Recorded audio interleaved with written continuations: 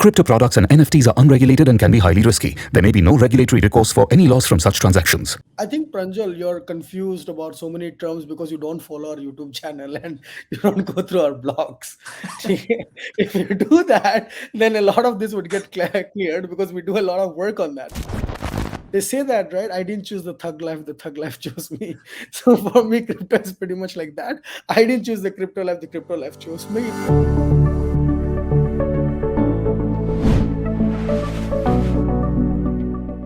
Hi, Sharan. So it's a pleasure connecting with you.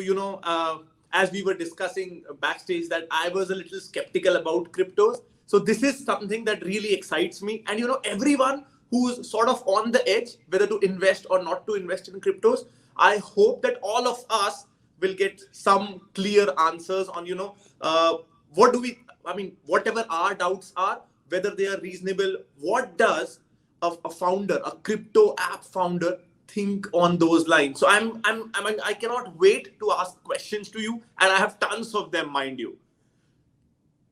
Sure, absolutely. I think, Pranjal, everybody starts from skepticism, including me. Even when I started my journey back in 2014. I would have a lot of questions as to, okay, do you think this is working? Is this aren't there issues, environmental issues that people are now talking about? Is some of the concerns that I had in the past, and all of this got answered over a period of time. But I think what's more important is to note is that while Bitcoin started as an experiment, and I think it's being wildly successful now, I think we really have to give it some more time before you start really looking at the potential of it. Right. So, I'm starting with the first question now, and this is the most basic one, specifically because my background is equity investment.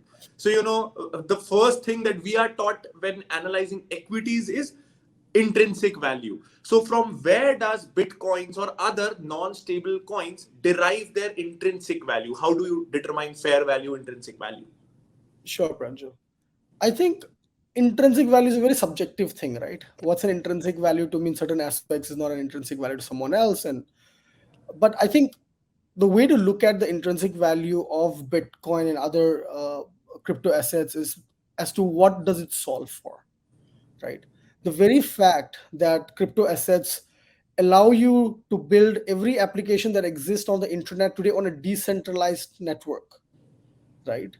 And the fact that it also acts as a store of value and allows you to write smart contracts on top of that that could kind of replace a lot of existing businesses in the market.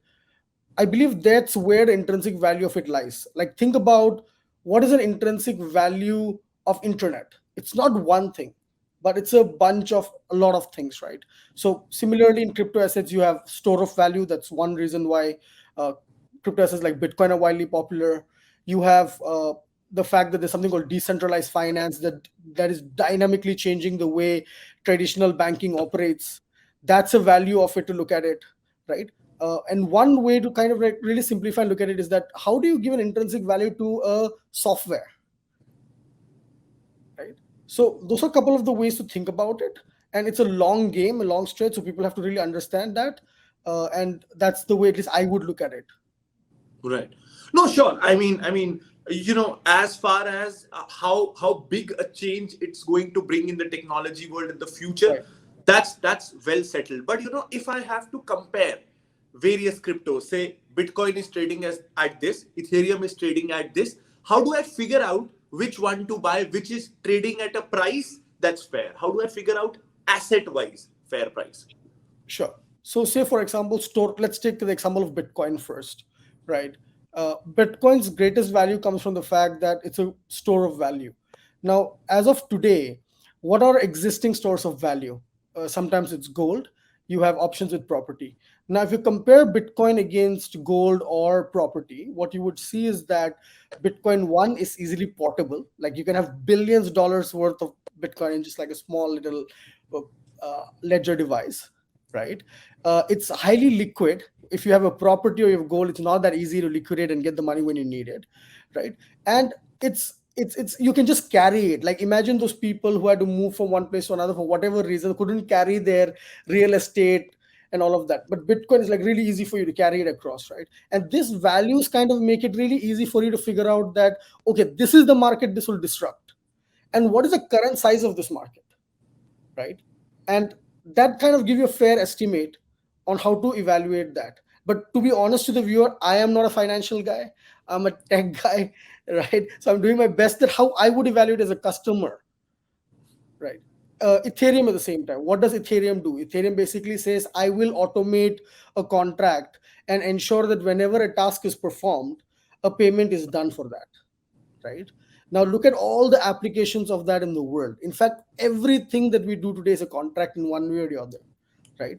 And just the fact that there is a way to ensure the integrity and enforce that contract is a very powerful thing to do.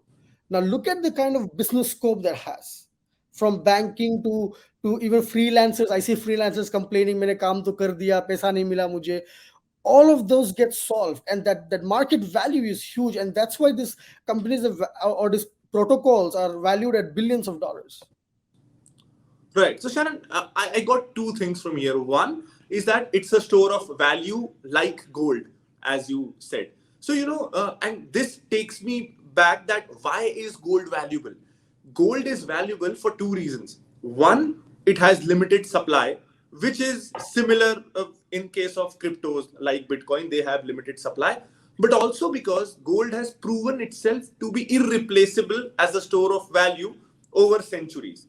So, is limited supply enough to consider Bitcoin as an asset or as a store of value? No. Limited supply alone is not enough. I think limited supply just plays a very small part of why there is so much value to crypto, because you can create anything as limited supply, right? At the end of the day, right? My fingerprints are limited supply. So should that be worth billions of dollars? No, absolutely not, right? So again, borrowing from what I previously said, right?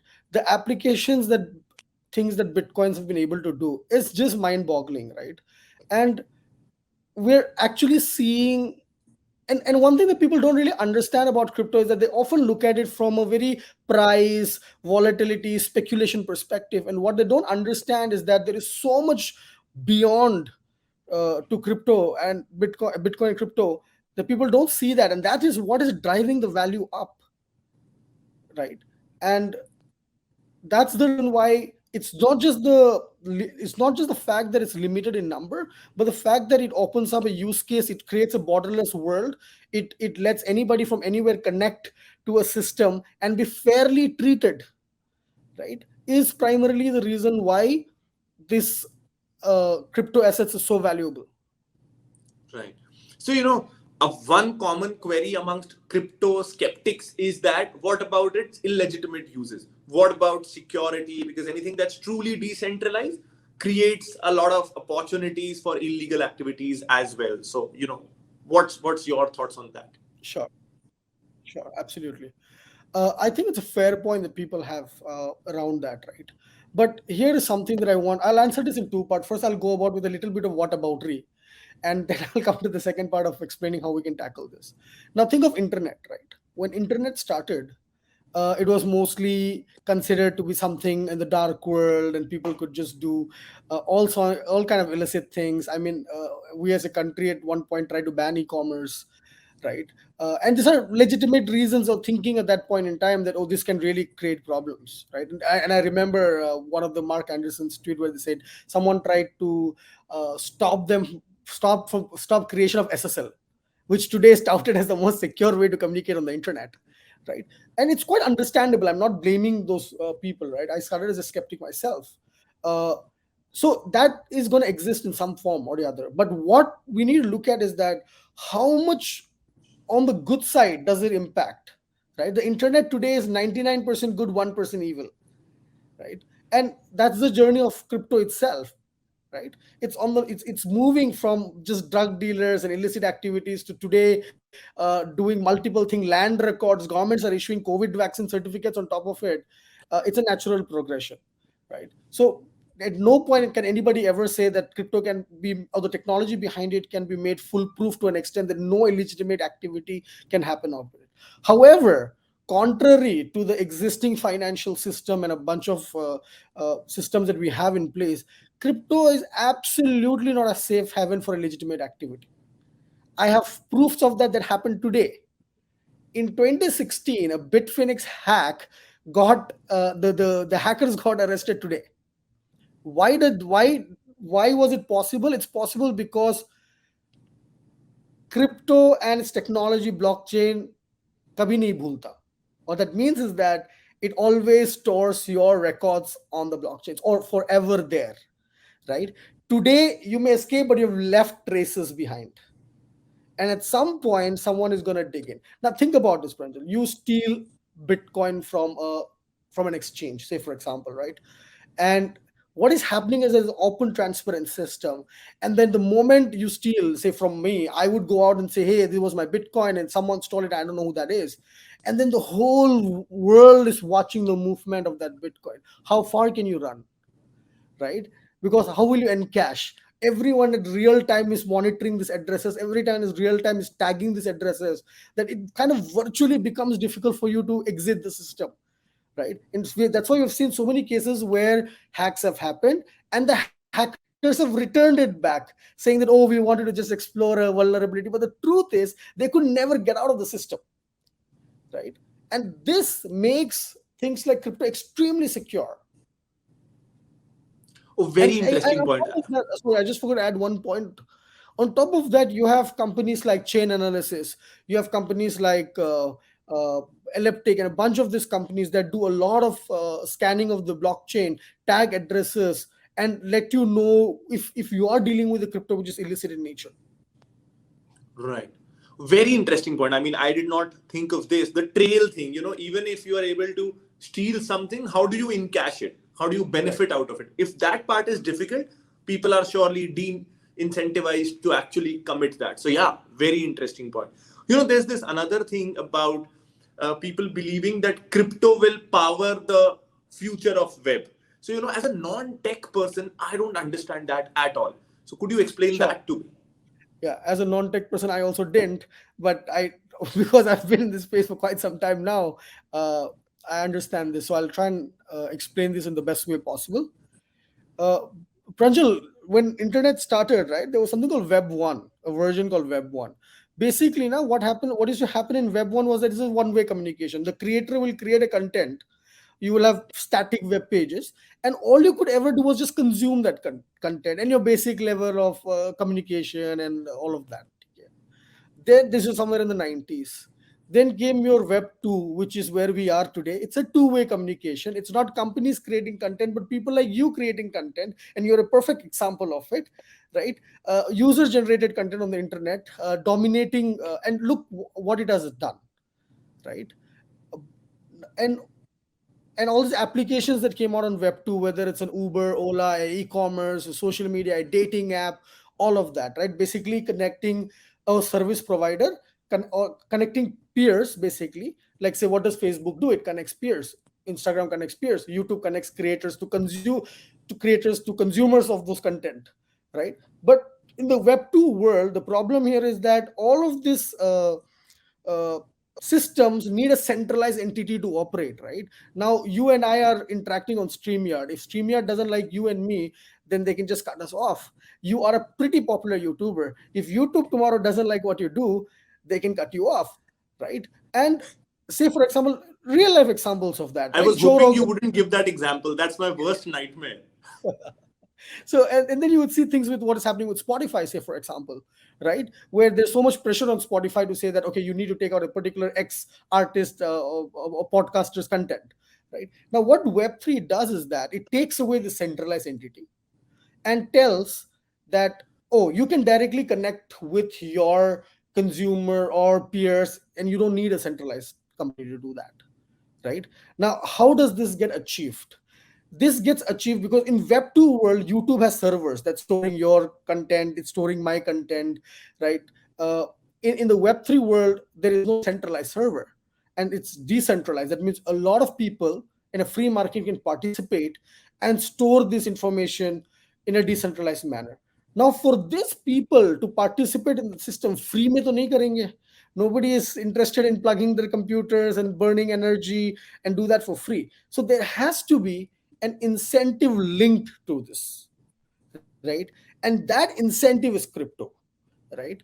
That is one thing. Now second thing is that chalo wo ek use case ho gaya. Now second thing is that let's say in this content itself, now there will be debate. Okay, there's a hate speech, right? How do you remove a hate speech? But what do you do in a decentralized system, right? In a decentralized system, then you need a governance model where people would democratically vote on it, right? And this vote is represented by the crypto tokens again, right? And this is just some of the basic use cases of how crypto and this use case just evolves, and there are a deeper implementation of this. But this is a very good way of understanding how crypto powers web3. And that's why my issue with people who say that blockchain is alag, crypto is alag, that doesn't hold true.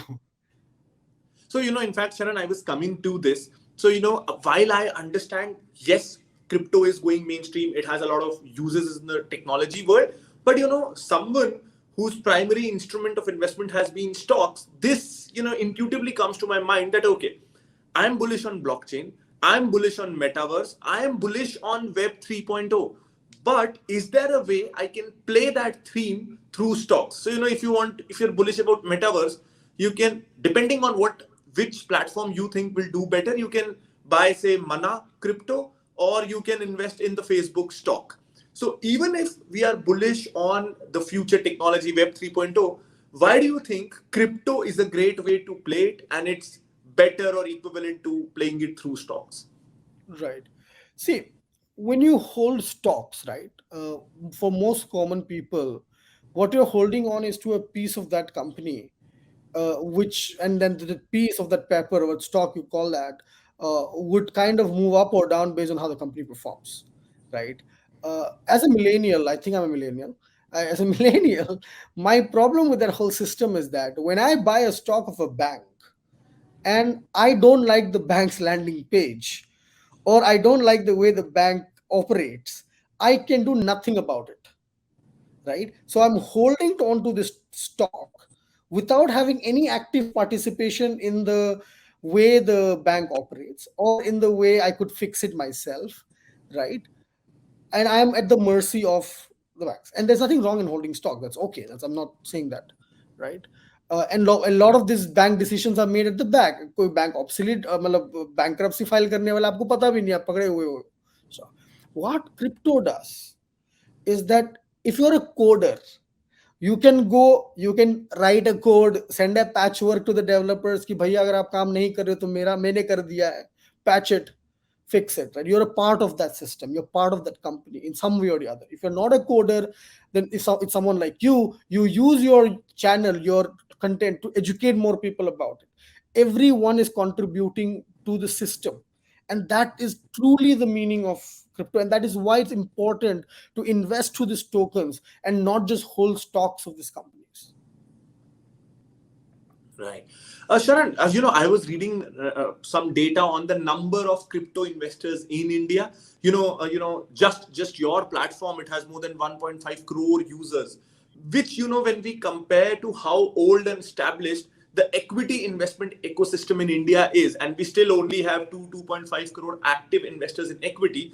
When we see the crypto numbers and how these are still early days for crypto investing, and how large the numbers are, retail investors, millennials, youngsters, they're really drawn towards cryptos. Do you think it's mostly because of the last 2 years, 3 years have been great volatility, Bitcoin has given great returns? It's only because of that? Or do you think they actually understand the future importance, implications of crypto, or it's just, short-term rally? Pranjal, almost everyone that I know of heard of crypto because of price appreciation.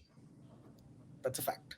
Absolutely. At least the first time they heard of it in a conversation where not someone was saying, "Are yaar kya mast technology hai," but because someone was saying the price has gone up.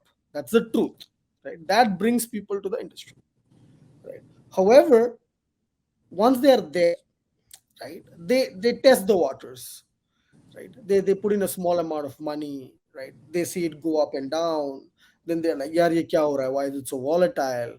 Then they become a part of community, right? Then, like I said, our educational efforts come into the picture. They go watch a lot of those kind of stuff, go join Telegram, Slack groups, right? Understand what is happening and get educated about it.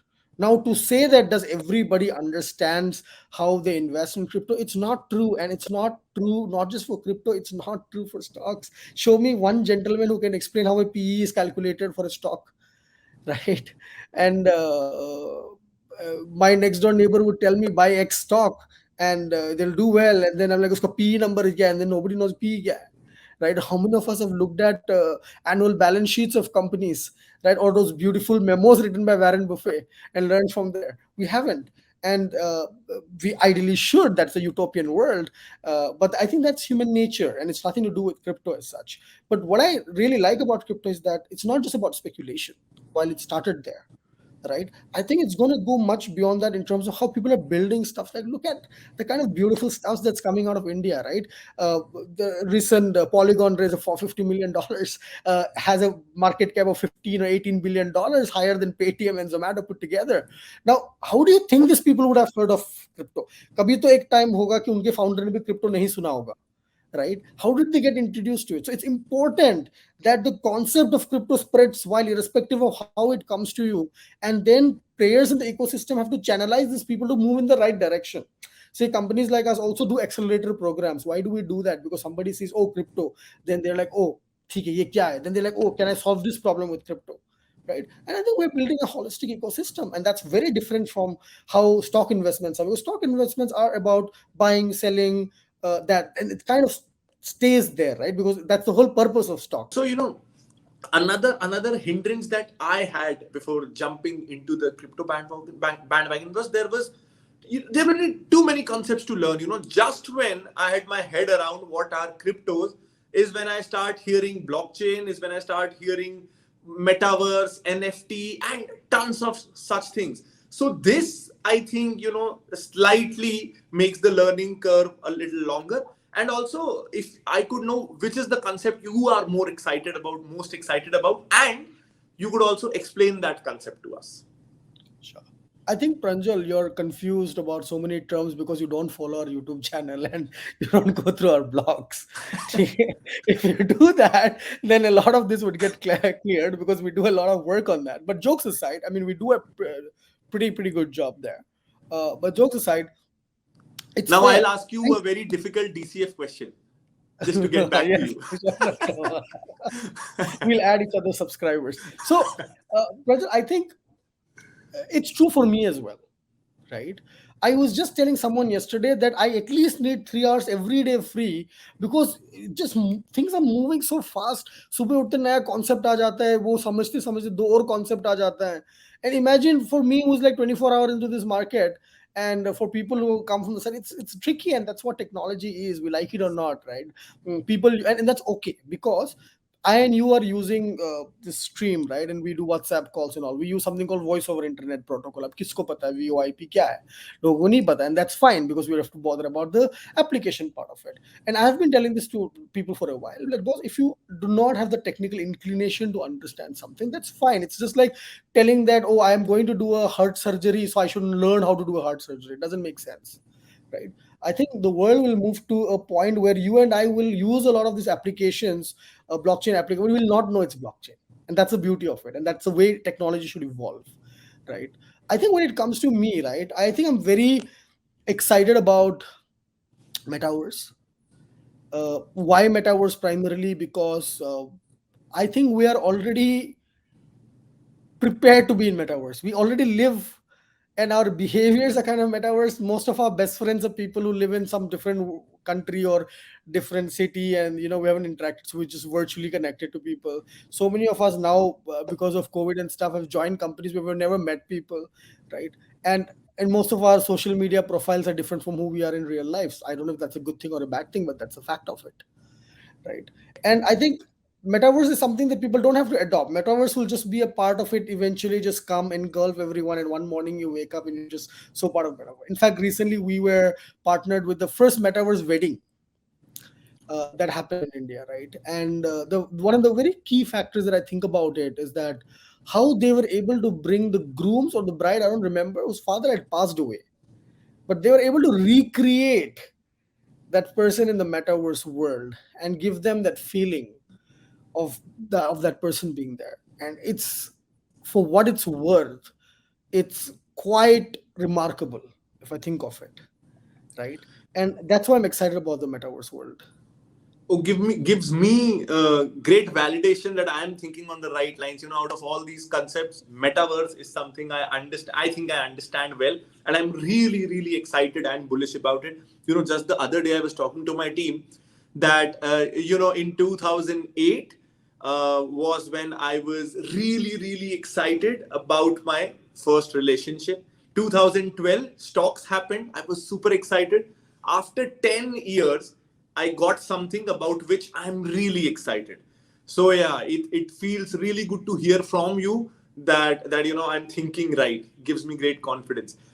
This budget, this recent proposal of imposing 30% tax on cryptos. How do you see it? A step towards formal legalization through a Sure, legislature. sure, It's an apparent step sure. toward that, or because there's no set off of losses and then 30% more than other asset classes, is it too much crippling?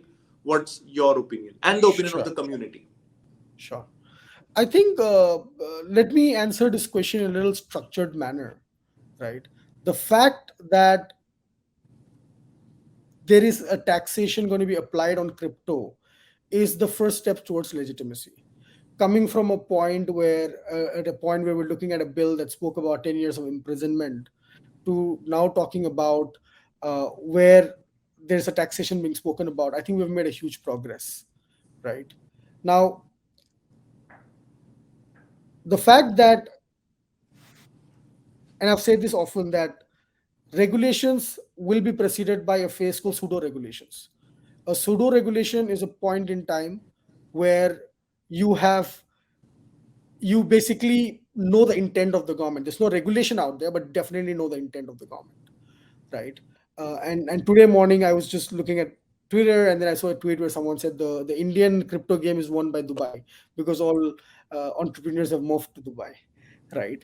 And I think it is this whole taxation part that has happened now would kind of revive it back and give people enough confidence to set up shops in India and operate, right? Because now we kind of know the intent of the government. I am well aware that there are people who have said that, oh, taxing crypto has nothing to do with legality of crypto. But as a country, we have never taxed something which we're going to deem illegal, right? So it's my firm belief that we're moving towards regulations for sure. And I think that opinion is also echoed by um, uh, Mr. Amitabh Kant, who is the CEO of Niti Aayog, who in the recent conference also mentioned the same thing, that taxation obviously eventually would mean regulation, and cryptos cannot be banned. It's like trying to ban internet. It's just not going to happen, right? For sure. Now, whether 30% tax, 1% TDS, offset of losses, the nitty-gritties of how this looks like is is is worrisome for sure. A lot of traders are not happy about it. But what also gives me peace of mind is the fact that we have a government that listens. And recently, in one of the events that's sponsored by CoinSwitch, our finance minister had said, when asked the same question, like, why did you tax it at such rates, had gone out and answered that we have not made rules yet. And we would take into due consideration if every application of crypto has to be taxed at that bracket, because there were concerns that if I'm building a blockchain application which requires me to write data often, and if I have to pay 1% TDS on that, uh, I cannot build an application. So when the finance minister actually clarified that, I think that's pretty positive news. There is a lot of stakeholder consultation going on. They would be inviting different kind of crypto businesses, exchanges, people who are not exchanges with building on top of blockchain, metaverse folks, and trying to understand, okay, how does this taxation apply to all these people? And I'm sure that we will not kill innovation, because trust me, we generally are a step back when it comes to regulating and adopting technology. But in this case, India has not. India has sped up that process. We have come pretty quicker to this, and I'm extremely happy to see that. Right. So from an equity analyst perspective, when I am analyzing a stock or an industry, one question that's always on my mind is how's the future? What do I see about? What do I think about this particular industry or company 5 years down the line? Where can I visualize this company 5 years down the line? So where do you see 5 years down the line cryptos in India? How popular, how stable? Where do you see the future of cryptos in India 5 years Sure. down the line? As an equity analyst, Pranjal, you will also be looking at back data, I assume, right? Although back data is not definitely a measure of future performance, but you look at it. So for a minute, let me step out, and when I look back at Sharan back in 2014, when he looked at the industry where it is going, from people telling that oh it's illegal, from people saying Bitcoin kya hai, from getting kicked out of multiple places because people thought I'm selling a Ponzi scheme, to today the smartest people investing in crypto, for being one of the part of a company that raised money from Anderson Horowitz, and to see the to see a metaverse wedding, and to see everything. You go to Twitter, everybody has a .eth on their name today, whether they're directly working on crypto or not working on crypto. I think we've come really far, right? uh, if you see government today launching giving out certificates, COVID certificates on blockchain, trying to write land records on top of blockchain, all of that, it's a progress that I cannot explain in words, even if I try to, right? And from there, if I think of it today, the acceleration is just going to be 10x, because back then you didn't have regulatory support. Back then you didn't have the smartest people, because the smartest people like you and I equally, and for the right reason, skeptics. Today we have moved on from that. Today we have come to a point that a lot of people are no longer skeptic about it, and smart people are always skeptic in the beginning, right? That's what makes them smart. And and I think now it's like a 10x acceleration, because all the fuel that you need for this thing to grow up is here, right? Right. So were, did you always wanted to enter the fintech space? Did the finance industry excite you, or was this specifically about crypto that is now being categorized within the fintech space? What is your first passion? They say that, right? I didn't choose the thug life, the thug life chose me. So for me, crypto is pretty much like that. I didn't choose the crypto life, the crypto life chose me. In all honesty, I got into crypto not really knowing what crypto is, right? I was a dumb kid, uh, accidentally got into crypto. uh, but in just from the speculative point of view, and very myopic view of acha theek hai, kharidenge, bechenge, we'll see all of that. And slowly over a period of time, talking to more and more people, and just to see this whole thing unfold in front of me, I've totally fallen in love with what I do today, right? I mean, it's just not a job or something that we do, but it's just that. And I've never, to be honest, evaluated any other option in my life. I've never really gone depth into anything else to know. I think this, when you are in crypto, you're not just like speculating or investing, but you learn so much. You learn about democracies, you learn about value of money, how money cycles get built, you understand what decentralization meant, and every aspect. Traditional finance kaise kaam kar, what is the protocol that cuts across everything in life, like internet is, right? If you are building an internet company, you have interacted with various spaces in life. So I think being in crypto for me has been the biggest degree, which doesn't have a name, but has been the biggest life degree that I could think of. Right, right. So there are skeptics, there are enthusiasts, but one thing all of them agree on is the future of blockchain. There's no debate around applicability, use, future of blockchain. Everyone is equally excited about it. So, what are your thoughts on it?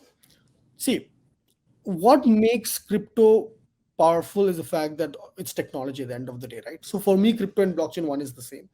The only time I'm in favor of any blockchain which doesn't use crypto is when it is government projects, because government projects cannot be on public blockchain. Those data cannot be given up for access to public. It's understood. Right, but for everything else, whether it's a social media, to there is an equivalent of StreamYard today on built on blockchain. Uh, all of this will really, I think, would be a paradigm shift in the way we operate, right? And maybe it will take a while to understand. Say, for example, end-to-end encryption, I do not know when we started bothering so much about privacy, right? I remember at times when we used to run exchange and people would put their Aadhaar card on Twitter and say, "Sir, mera KYC ID le lo, account create kar do." They would publicly put it out, right? Or I've seen people would come and say, "Sir, mera password le lo, or please यहाँ पे मतलब आप trade कर दो मेरे behalf पे." From that generation to actually today worrying about कि signal ज़्यादा safe है, कि telegram ज़्यादा safe है, end-to-end encrypted है कि नहीं messaging and all of that, we've come a long way. And I think blockchain will bring about that importance in people's life about why decentralization matters a lot. Say, for example, I have a really big problem with big techs because when I go, they put me in a bubble of things that I want to see. And then my decisions are extremely getting affected by the content that's thrown to me. I would want to move into a world where there's no forces like that, right? It's decentralized. I will have to find my way to what I want to consume, and not someone is putting that down my throat. So I'm pretty excited on that side of things. I'm excited about the fact that today अगर आपको 10,000 का भी loan लेना है Pranjal sir, आपको 5 बार bank घूमना पड़ेगा, right? To a fact that DeFi has made it possible for you and me to take a loan in a flash of a second without having to reveal our identity, and with technically ensuring that there will be no fraud, right? These are the game changers. It's equivalent of how आपको letter लिखना होता था, you would sign, go to a post office, and today you just do a WhatsApp text, right? It's exciting in all aspects of it, and yeah.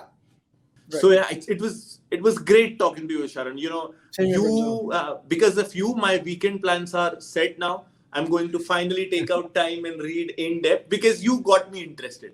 So it was absolutely worth it, and I hope it had the same effect on the viewers. Absolutely. So thank you so much. Sure. Thank you so much. Pleasure talking to you. Yeah. Bye. Bye. Crypto products and NFTs are unregulated and can be highly risky. There may be no regulatory recourse for any loss from such transactions.